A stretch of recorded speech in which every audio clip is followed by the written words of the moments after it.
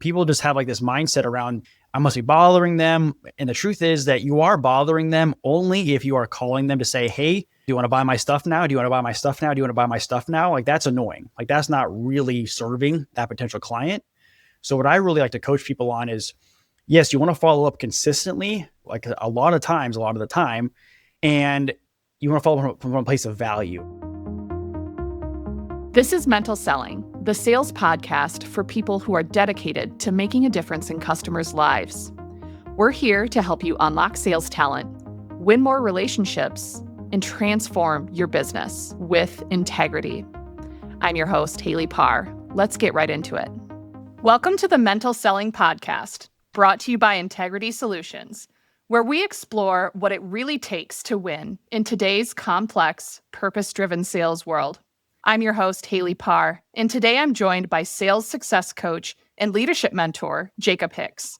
Jacob has dedicated his career to empowering leaders in both the corporate and nonprofit sectors while inspiring the next generation on college campuses across the country. He works with entrepreneurs and sales professionals to break through comfort zones, master time management, and build systems that create sustainable success.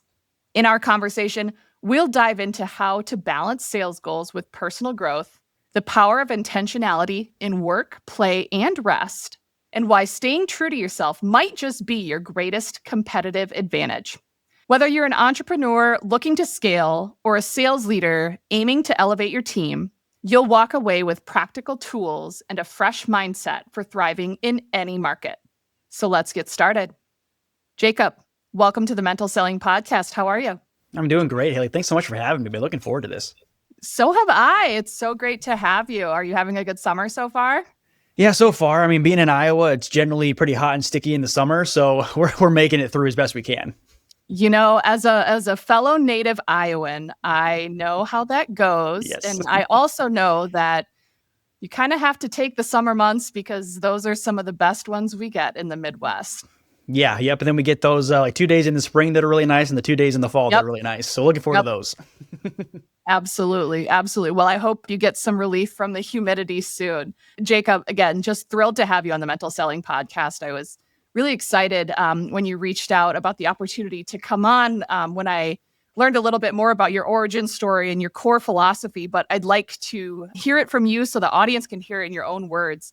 You know, you work with leaders across corporate and nonprofit and entrepreneurial spaces.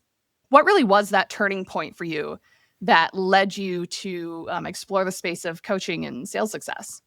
Well, honestly, it's, looking back now, and I feel like, I don't know, maybe everybody says this, I guess, but I feel like this has kind of been where I've been led like the whole time. When I first got into sales, like what I realized I really loved doing was helping people navigate like that difficult or murky or maybe just unfamiliar situation. I mean, I did that when I was selling suits because, I mean, a lot of guys, they're just not as familiar with men's formal wear as we think they maybe should be.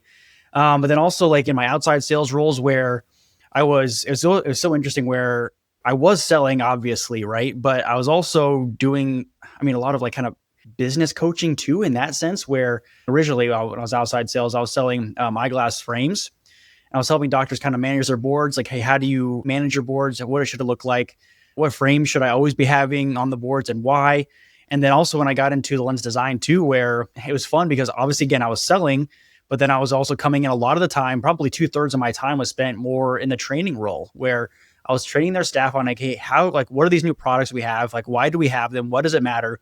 And what is it really going to do for our patients? Then how do we discuss them? How do we kind of pitch our patients on why they should be getting this frame versus this frame? And like, what are kind of the trade-offs one versus the other? I mean, a couple of years has been just in training exclusively. And that's really what I've loved doing, where helping people drive towards their goals and their ultimate vision for their life. So it's clear that some of those really early sales experiences have shaped your approach to leadership and coaching, but you also work with college students and young leaders. How did that come about? So, I mean, I've been really lucky. Like, I've realized that being a sales guy, people, I mean, we have this stereotype, as I'm sure you know, where like, well, all we care about is money, right? And I realized that at some point, especially in my 20s, like earning money was just kind of a scorecard, I guess, where it's just like, this is fun. Like, obviously commission checks are fun, but ultimately what I realized is that if assuming that my bills are paid for, which I don't live an extravagant lifestyle, then I don't really care about the money. Like it was just kind of sitting there. So I started, I mean, as crazy, I don't know, weird as it might sound, I started giving a lot of it away. And that got me involved in different charitable organizations. And like that's kind of where it ultimately led, where I get to have some influence on the life of these college students. It's a lot of fun. That's really incredible. I went through an undergrad program in lacrosse and then I went through Mm, grad school, but I remember some of the most impactful speakers were folks that weren't, decades older than me, but maybe just a few years, but mm. doing something that I really looked up to because they were taking the time out of their day to come and speak. And there's just something about a mentor that you look up to, and they can really help bridge the gap between where you're at now and where you want to be because it doesn't seem so far off. What are some other ways that you, in your coaching and your speaking opportunities, had been able to bridge that gap between, those timeless fundamentals and the needs of a new generation? So I think, I mean, at least in my kind of own approach, it's always be learning. I like to like find new and better ways to do things. That's kind of always how I've been. I mean, it's kind of funny you're talking about like, going through your like your own undergrad program and stuff. And like you find these people that are like, I mean, kind of mentors in a way where maybe you only have like that one interaction with them where you met them or saw them speak at some class or other. And I remember having like very similar experiences where somebody came in, spoke on something that I thought, oh, that's really cool. That's something I would like to do and explore more. And for me, like the really fun part, particularly in sales, is obviously, like you said, like there's like some very true, like fundamental foundational things in sales, right? Like you got to follow up, you got to know your product, like some of those kind of like just skill sets you have to have in that world. But then, like when you interact with, especially the newer generation, like they're very curious, they're very outgoing, they're willing to try new things and fail some of the time. And you get to learn about some of these new experiences. So, I mean, just getting to share in some of that has been, it's been a real highlight lately. I bet. I bet. Well, I mean, and speaking of the fundamentals of sales, Mm, which at Integrity Solutions, we live in that space. yep. Sales training is kind of our bread and butter. One thing that you and I talked about at length before we met to record today was how to break through comfort zones. Do Mm-hmm. you have any personal examples or examples of how you've had to do that, maybe in sales or otherwise? Yeah. So whenever people talk about comfort zone, I always go back to a training that I had probably 6, 7 years ago now in sales training. And the speaker was, I mean, talking about a variety of different things because in more of a workshop, we had a lot of, different topics going on, but they were talking about comfort zone especially. Mhm. And the analogy that they used was you kind of think of like your comfort zone as like in between two different pillars, right? And then there's kind of a line going up in between. And either you are getting outside your comfort zone and growing, or you're getting out of your comfort zone and regressing. And you kind of are always kind of in a tension between the two. And I was like, well, I obviously don't want to regress as much as I possibly can. So if I'm going to get out of my comfort zone and do things that I don't like very much or are uncomfortable for me, then I want to be growing in some form or fashion. And I remember Mhm. kind of a first really good example for me when I was selling and I was doing a lot of door knocking. I like talking to people. I like talking to people face to face as much as I Yeah. possibly can. And gosh, I couldn't tell you how many doors I've knocked on, but I mean, it's probably well into the thousands at this point. Could I ask what you were selling? Was it vacuums or knives? It wasn't Or vacuums or magazines? knives. Nope, I was in real estate at the Okay. time. Okay. Yes. Sorry to feed into the Yeah, stereotype. no, I get it. I get it. But it was, and I remember like people would come up to me because I did it a lot, right? Because like I moved to a new area, didn't know anybody, so I didn't have like a big network. I could people I could just like, hey, can I sell your house? So I had to get out and prospect somehow. I had to get out there and do it, right? And I remember people coming up and talk to me like in my similar role. Like they came up and talked to me, was like, man, I can't believe like how much you're doing it. Like you just seem like so easy and good at it and stuff.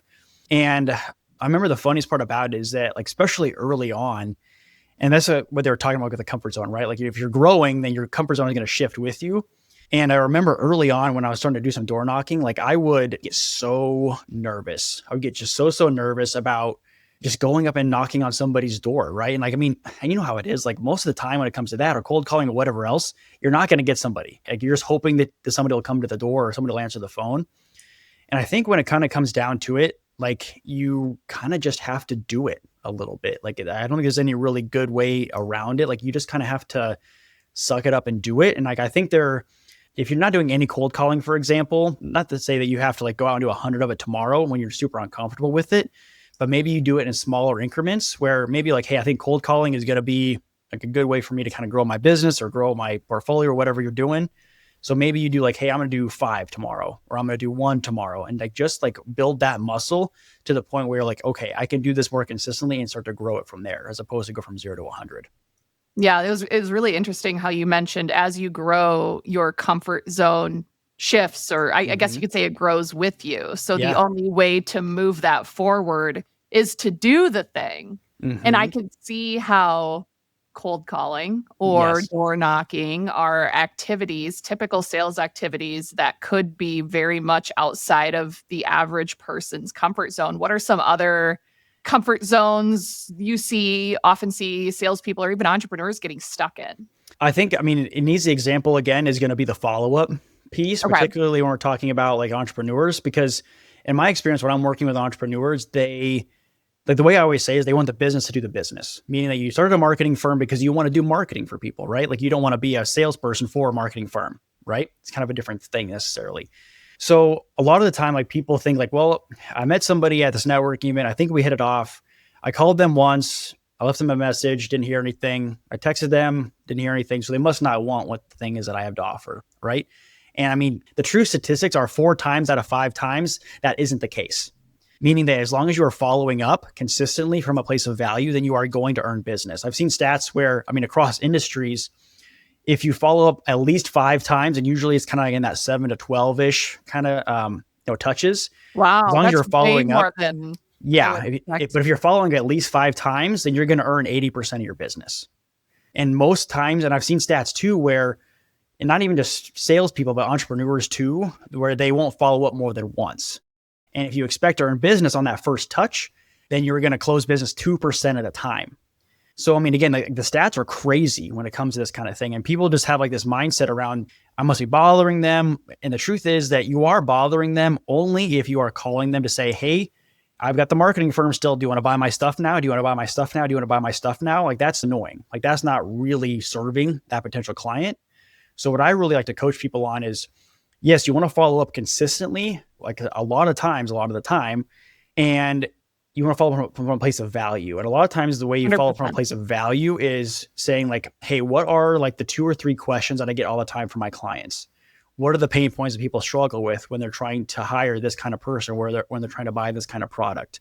What are some of the struggles that they have a lot of the time? And provide that information up front. And again, if you do that, then you're not going to be bothering them. And if you are, they don't really want your thing, then they're going to opt out eventually. Yep, absolutely. And that's coming from a place of providing value. Hi there. If you're listening to this show, it means you believe in making a difference in your customers' lives and are looking for tools to grow in your career at the same time. At Integrity Solutions, we're changing the stereotypes about sales training in ways your customers will feel and experience every day. If you want to learn more about how we could help you and your team, go to integritysolutions.com. The volume of activities, though, that's obviously something that takes time Yeah. out of a day. Hmm. And with that requires really stringent time management. Yes. Another thing you and I talked about at length was that in sales, chaos is inevitable, but Hmm. within your time management strategy, you actually plan for that. Could you Yes. walk me through that approach a little bit? Yeah. So I'm a big fan of time blocking, especially where, like, say, like from like 9 to 10, I'm prospecting. From 10 to 11, I'm following up on emails. From 11 to 12, I'm, whatever the tasks are, you actually Yep. time block for those specific things. And you have to be true to it. Like, it's funny when I start coaching people on this because like, they're like, I get caught up on stuff, all these kind of things. Right. And it's like, okay, but like if you had a potential client or potential customer or a current customer reach out to you and set up some time for an hour, you would show up on time, right? So why is it that you can only honor appointments with other people and you can't honor appointments with yourself? Actually finding those times, like setting up that time blocking is really, really critical. But I remember, again, I learned this 7 or 8 years ago. I was time blocking. I really liked it. I still really like it. But then the inevitable John Smith, which we all have these kind of people that call us with their hair on fire. The house is burning down. We're the only person that can put out the fire for them. They call us once a month, a couple of times a month, whatever. And we just have to deal with their problems, right? And I realized that when they called me, my whole time blocking system would get thrown out the window because I had to deal with their thing. Usually there's some urgency around that where you have to get back to them that same day or the next day. So you can't get back to the stuff you really wanted to get to, right? Right. So I started doing the way I do is from 2 to 3, I have a time block called chaos time, where if I get those calls where it's something super urgent or I have to get back to them right away, then that's where those tasks end up falling. And that protects the rest of my calendar. So I'm not time blocking for kind of no reason. Now, the more advanced version of this is once you're doing that and you're scheduling from like 2 to 3 or from 11 to 12 or whatever works for you at your chaos time to deal with those issues that come up, then do what I call an audit. So after a few weeks of doing this, then take about a week, maybe 2 weeks to do an audit where you sit down and you write down each of the things that come up in your chaos time. And you'll start to notice some patterns, meaning that John Smith calls you once a week, a couple times a month, but he's coming up fairly regularly.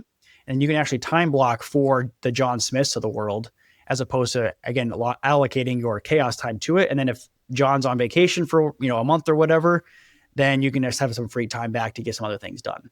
So I have to ask, is our podcast right now in your time block, or is this chaos? Nope, this is time blocked out. Yes, I'm honored. I'm honored.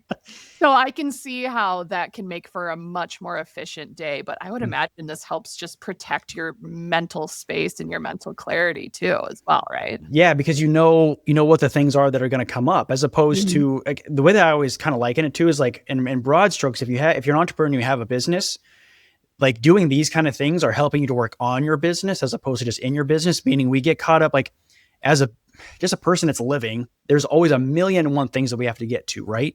And we can't not get to all of them. So that way we make sure we are prioritizing the actual priorities and not making everything a priority, which makes nothing a priority. Mm-hmm. So working in the business versus working on the business, what are some other common system gaps that might keep entrepreneurs from being able to scale? So especially when it comes to scaling, I highly recommend people schedule time, again, in your time blocks, like once a week for an hour, if you can manage it as consistently as possible, to actually work on your business, meaning that you actually take a step back. Maybe you get out of the office if you need to take a step back to say, okay, are these things actually working the way that I want them to? Are we actually getting the results? And a lot of this kind of comes down to, some of the other gaps that I see, particularly in the sales world, and I'm sure you've seen these things too, is where people aren't necessarily measuring the right things, meaning they aren't tracking the right things. For example, it's super common where in the sales world, we're tracking like revenue or total sales or total, orders sold or something like that, right? Now, that's all well and good. You do want to track those things, but the reason I recommend people to track other things is that is what I've often heard called a lag measure, meaning that after all of the activity I do as a salesperson, this is the result. Where a lot of times what I always recommend people track is your lead measures, meaning that let's say you're tracking converted calls, for example. And for every 5 people you get on the phone or on the email or whatever, for every 5 people you talk to, you get maybe 1 call out of it. And then for every 5 calls you generally make, you get 1 person on the phone to make that conversion, which means you have to make 25 calls in order to get that 1 conversion, which means you should be tracking the 25 calls. And that's where you can figure out where the bottlenecks are, where you're saying like, hey, is my list really as good a quality as it is or as it should be? Am I actually targeting the right people? Once I get them on the phone, like what kind of conversations am I having? Am I, shutting down right away when they tell me no? Am I willing to push back on them a little bit? And then you can start to tweak things here and there to go from 5 calls to 4 calls. So you're dramatically decreasing and improving your ultimate results, which is the things you really want to track. And I think there's probably a time and place for both, but getting stuck in one or the other, you might lose sight of the big picture or to your point, being able to spot the actual problem of what's happening. But again, like it comes down to spending the time to work on your business. Yeah. So like if you're caught up in the whirlwind where you hope, John Smith is actually still selling for you or, your team person is doing whatever the things are they need to be doing, you're just hoping that's happening, then you're caught up in the whirlwind and you're not really getting things done to the ultimate vision that you're hopefully driving to. Yep. And if you're not taking the time to take care of yourself, yes, then that becomes very difficult, which leads me to the next topic that I love to discuss because you and I had a great conversation about this before, and that's really personal growth and intentional living, because you talk a lot about work and play and rest, all with intentionality. Yep. And you're a big systems guy. How do you Yes. personally ensure that each of those areas of your life get their due share?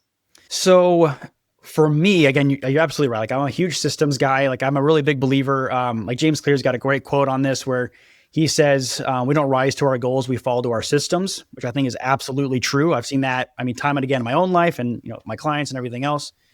So when it comes to like the real intentionality piece of it, it's like, I'm a huge believer in my calendar. So I like to have, if I obviously like any work things, podcasts, all that kind of stuff, meetings are all going to be on the calendar.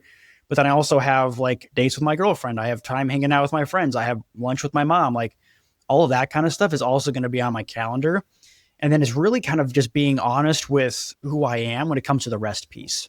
So like I am a big fan of Simon Sinek's kind of version of like introverted versus extroversion, where he says that the introvert gets energy from some solitude, like hanging out at home, chilling a little bit, whereas the extrovert can get energy from going out, hanging out with friends, being around a lot of people. So you have to figure out what those things are that actually give you energy so you can, again, attack the way that you really want to. And for me, I figured out that I need to have at least a good afternoon, a good 3, 4, 5 hours where even though I'm a sales guy, I think I'm fairly extroverted where I can go out and talk to people. I still consider myself an introvert where I like to kind of chill by myself. So spending some quality time by myself I think is really, really critical. But then again, planning around those things so you don't get caught up in the whirlwind of life. And being able to recognize that in yourself and be intentional about it, I think is key. I like the fact that you have it in the calendar too. I kind of live and die by my Outlook calendar. Same. I just got back from a vacation and my mom was giving me the hardest time about it. So I can relate. I'm a little more on the extroverted side and this podcast gives me energy. So thank you for that. Yeah, well, thank you. It's fantastic. We are coming up on time. I'd love to close with a little rapid fire. Let's do it. If you're ready. Yep. What is one sales lesson you wish you'd learned sooner? Gosh, one lesson that I wish I learned sooner is probably just how critical follow-up is and following up from a place of value, doing it consistently too. Okay. You learned that the hard way? I did. Okay. I think that's probably the way most folks learn. Yep. Okay. What's one non-negotiable in your daily routine? So I've got 2, I guess. So right when I wake up, I kind of a rule where before I do these things, I can't get on my phone. So I write down 3 things I'm grateful for. And then I'm a faith guy, so I get into scripture too. Excellent. Last one, and then I'll give you a chance to plug anything before we wrap. If you could give one sentence of advice to every entrepreneur or sales professional listening, what would that be? Ooh, one sentence. Don't chase everything shiny. I like that. All right, Jacob, it's been an absolute pleasure. Where can everyone find you? Anything you've got going on you want to tell our listeners at Mental Selling by Integrity Solutions? Yeah, so the easiest way to find me is just through my website. It's just jacobhickscoach.com. And if you go on there, I've got a tab called the Growth Hub, where I've got kind of like some of the books that I mentioned, but I also have some free tools on there for you too. So if you're an entrepreneur that wants to dive into more sales stuff, I do have an entrepreneurial sales toolkit that you guys can download for free. And then these other easy way to find me, if you want to connect more directly, is on LinkedIn or Instagram. You can find me on both. Excellent. Well, thank you so much. It's been a pleasure. Come back anytime. No, thank you so much for having me. This has been a lot of fun. Talk soon. Thanks. Bye. Bye. Thank you for joining us on Mental Selling. If today's conversation resonated with you, be sure to subscribe, leave a review, and share it with your network. For more insights on how to go beyond winning deals and build real customer relationships, visit integritysolutions.com. See you next time.